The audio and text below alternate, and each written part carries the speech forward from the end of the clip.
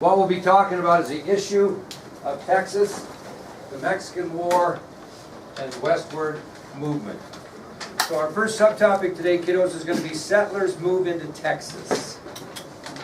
This is kind of an interesting scenario. Who owned Texas at this time? Mexico, and they're pretty good about letting us settle until it gets out of hand, and we'll kind of talk about that. So we'll talk about settlers moving into Texas. Well, way back in 1820, a fellow by the name of Moses Austin received permission from Mexico to start a colony in what now is the state of Texas. Again, in 1820, a fellow by the name of Moses Austin received permission from Mexico to start a colony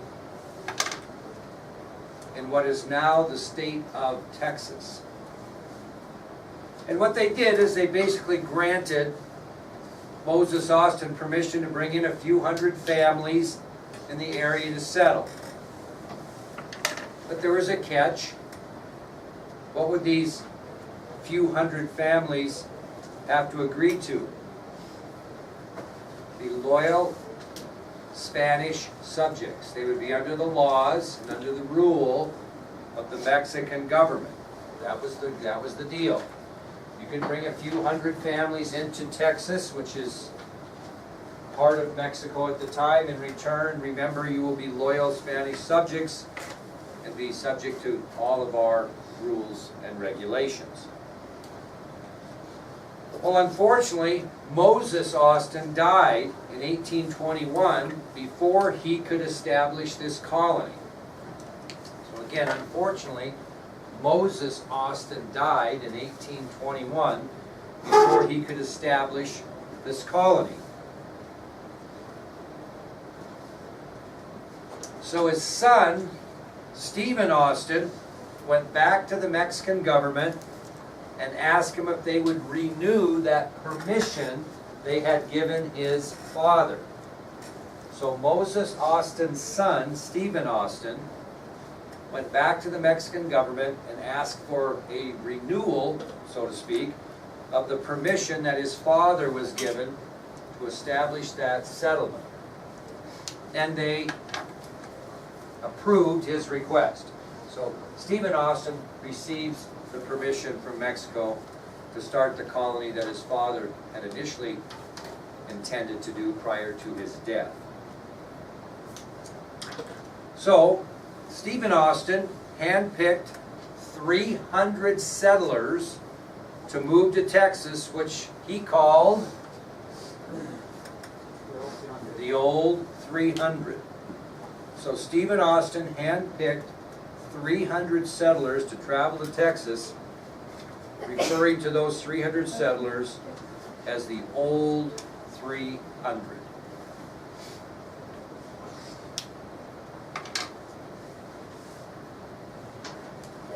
Well, after these 300 settlers came to Texas, by 1830, more than 20,000 Americans had entered Texas, which led to two specific issues.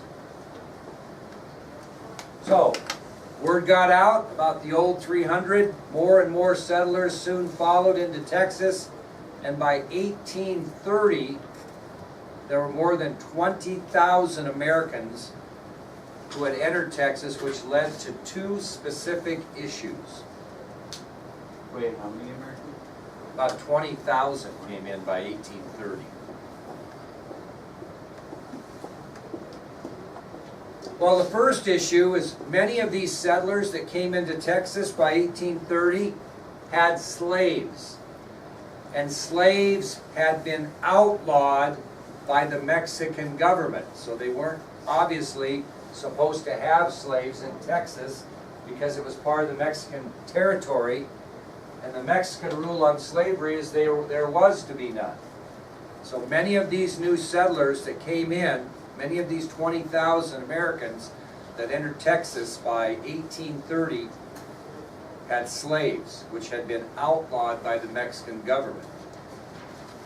The second issue is the Mexican government finally realized that they were allowing an American state within Mexico itself. All of a sudden you got 20,000 Americans in Texas. They're going, wait a minute, this isn't what we've argued for. A few hundred were okay, but tens of thousands, what we're doing is we're basically putting an American state into Mexican territory. So these two issues came about.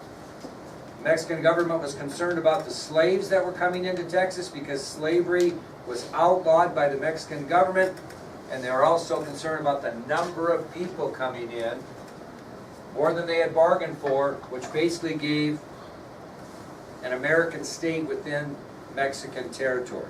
So, to address those two issues, they did what? They passed laws that did what? No more Americans into Texas. So to solve the problems, first of all, they passed a law that prohibited further settlement. No one else could come into Texas. And they began to enforce what? The rule on slavery. Yeah, they began to enforce the slavery issue on Mexican lands. Well, what do you think those 20,000 people who lived in Texas thought about that? They didn't like it. And these two new actions by the Mexican government, which probably were their right to do, you know, passing a law to prohibit further settlement and beginning to enforce the issue of slavery on Mexican lands, people in Texas didn't like that. They kind of began to protest those new actions. So they had to strengthen the Mexican army in Texas, which led to several clashes. Okay, clashes aren't wars, they're simply clashes. So this kind of sets up where we're going here. So American settlers in Texas protested the fact that they were prohibiting further settlement in Texas, and American settlers in Texas were certainly protesting the fact that they began to enforce the slavery issue on Mexican lands. Because of their protests, the Mexican army had to be strengthened in Texas, which would lead to several clashes, which will be our next subtopic, the fight for independence. So I'm just going to go one by one through these clashes that occurred, 5 major clashes between the settlers of Texas and the Mexican government that's eventually going to lead us to the Mexican War. Okay? So the fight for independence. So as a result of their differences, there were 5 major clashes between the settlers of Texas and the Mexican government. These 5 clashes will eventually lead us to the Mexican War. The first one, and I have these on your ID sheet, occurred at Gonzales. The first one occurred at Gonzales.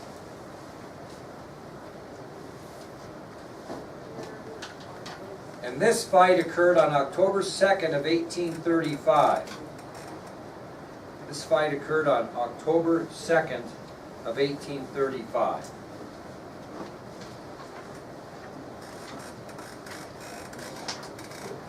Now what happened is a commander of Mexican troops tried to take a cannon that settlers had been using for defense against the Indians, and they did that at Gonzales. So this fight occurred on October 2nd of 1835 when the commander of Mexican troops tried to seize a cannon that the settlers were using for defense against hostile Indians. Evidently this Mexican commander didn't want these Texians, so to speak, to have this cannon. So they tried to take it. Well, the settlers didn't want them to take that cannon, and they fought back, eventually blocking the commander and keeping their cannon. But there obviously were shots fired in this deal. It was a clash, and as a result, this action at Gonzales became known as the Lexington of Texas. What does that mean? You American Revolution buffs? Lex, Really started the entire. it started the entire conflict that's going to lead to Mexican War. The first shots fired in the American Revolution were where? At Lexington and Concord. So they call this the Lexington of Texas, where the first shots were fired that will eventually lead to the Mexican War. That was at Gonzales. The second major conflict happened at San Antonio.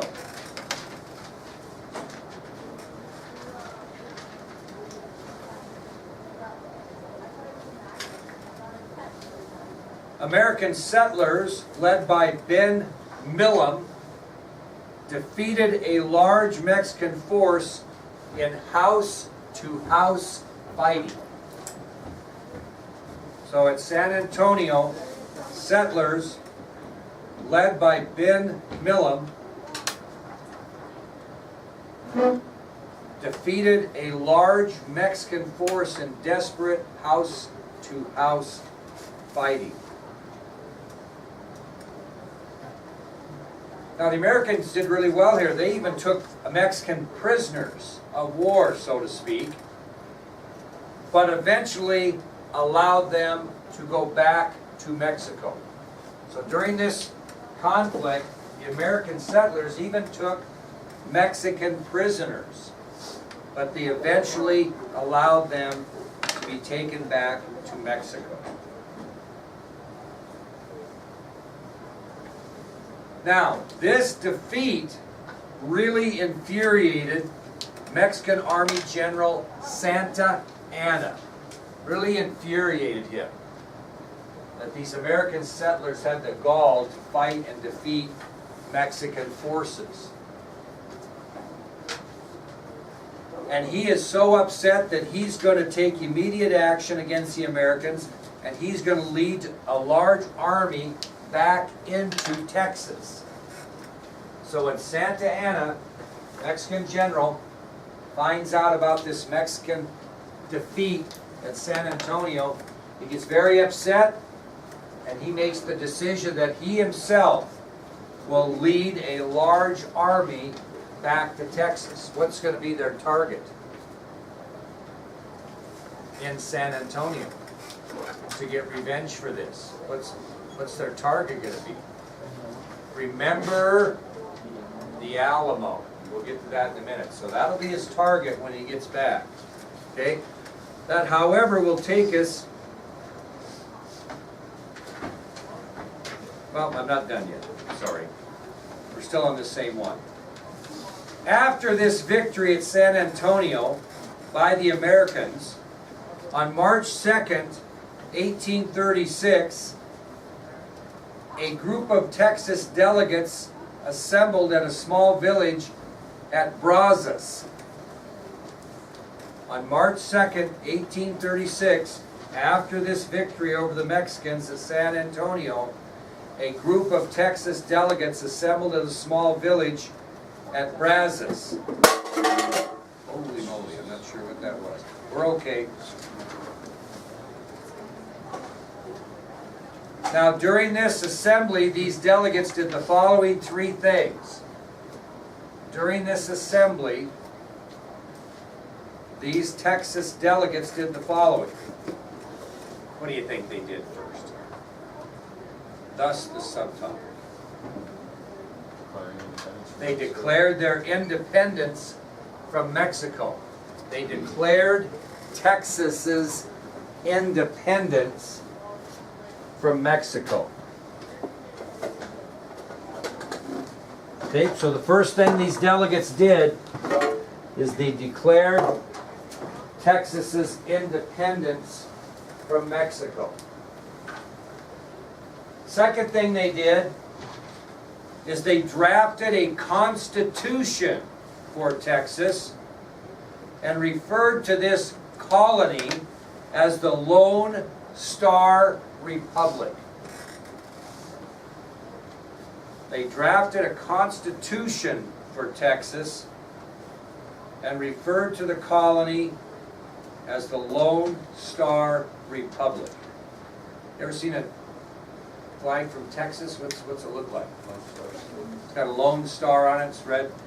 I think it's red, white and blue to a point that has a big star. What's the biggest symbol of modern times of the Lone Star? Unfortunately, got their butts kicked this weekend. Cowboys. Dallas Cowboys have that Lone Star on their helmet. Okay? So they drafted a constitution for Texas and referred to the colony as the Lone Star Republic. What would be the next thing to do after they did that? Have to get somebody to run this Lone Star Republic, so what they do? Holding Sanders. Elected a what and a what as the new Lone Star Republic? President and Vice President, very good. So Sam Houston, remember we talked about Sam Houston, right? Battling the Red Sticks at the Tallapoosa River, got all shot up and survived. Sam Houston will be elected President of the Lone Star Republic, and Lorenzo de Zavala will be elected Vice President. So they declare their independence from Mexico, they being Texas. They write their own constitution, begin to refer to themselves as the Lone Star Republic, and they elect Sam Houston as president and Lorenzo de Zavala as vice president. Which then will take us to our next skirmish, the revenge skirmish by Santa Anna, the Alamo.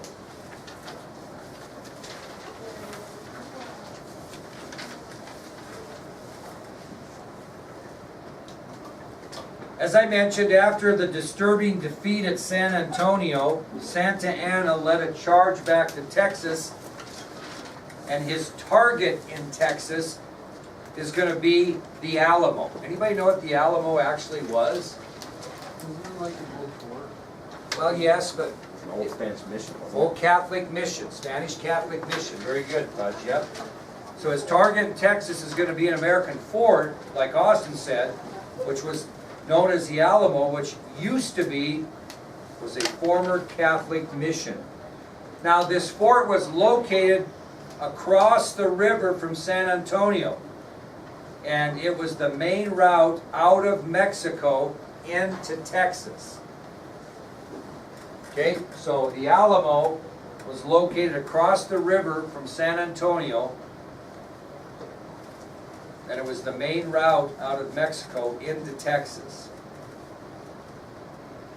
And Santa Anna wanted to secure San Antonio because it was the main route in and out from Texas to Mexico. He wanted to secure that. In order to do that, he had to defeat those military volunteers, that were stationed at the Alamo. So in order for him being Santa Anna, to gain control of San Antonio, because it was the main route in and out of Mexico from Texas, he had to defeat some military volunteers at the Alamo. Now it's kind of interesting because the men there were being commanded jointly.